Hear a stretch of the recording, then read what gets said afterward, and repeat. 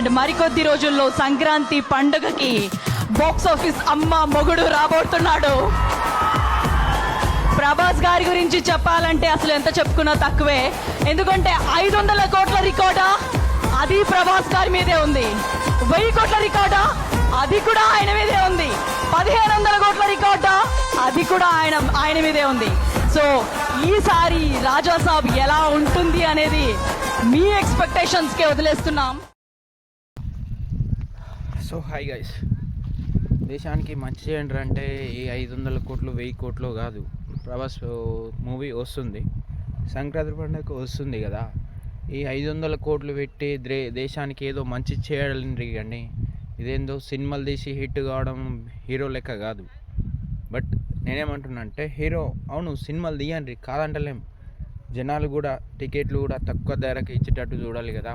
ఈ 500 కోట్లు అంటే ఎవరి మీద రుద్దుతారు మీరు?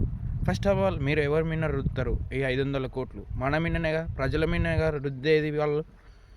బట్ నేనేమంటున్నా అంటే ఒక మాట, వాళ్ళు టికెట్లు రేట్లు పెంచుకుంటూ పోతారు. 2000 1000 రూపాయలు 3000 10,000 అట్లా పెంచుకుంటూ పోతే చూసేటోళ్ళు ప్రజలు ఎట్లా చూడాలి? మూవీలు ఎట్లా చూడాలి? ఇంతవరకు ఐబొమ్మ రవి ఉండేది, ఇప్పుడు ఎవరు లేరు. వాళ్ళంటి వాళ్ళు పుట్టుకొస్తారు. మధ్య తరగతి వాళ్ళైతే ఎట్లా చూస్తారు? మిడిల్ క్లాస్లో ఎట్లా చూస్తారు? పని చేస్తారు, 10 రోజులకు పోతారు, పని చేస్తారు, ఆ పైసలు తెచ్చి ఆడ పెడతారు. ఇదేనా జీవితం? అరే ముంచుగా తినకండ్రా భయ్. ఏమన్నా ఉంటే తక్కువ రేటు పెట్టండి, సినిమా హిట్ అవుతుంది. ఎందుకు కాదు? టికెట్ రేటు తక్కువ పెట్టుకోండి. ఇట్లా పైసలు ఉన్నాయని ఆగం చేసుకొని సినిమాలు తీసి 500 కోట్లు 1000 కోట్లు పెడితే నష్టపోయేది ఎవరు? మీరు ఆడ పెడుతుర్రు, మాతోటి ఈడ తీసుకుంటారు అంతే. దానిది ఏం లేదు.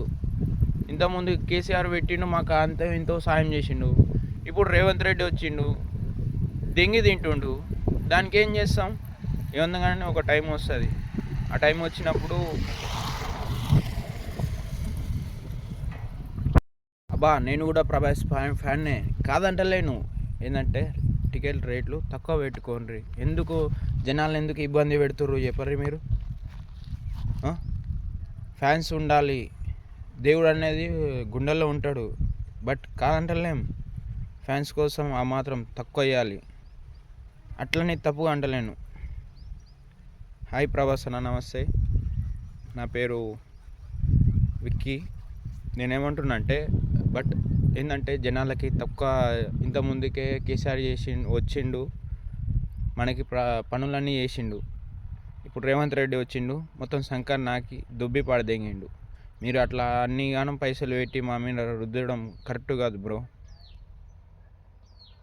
Okay bye.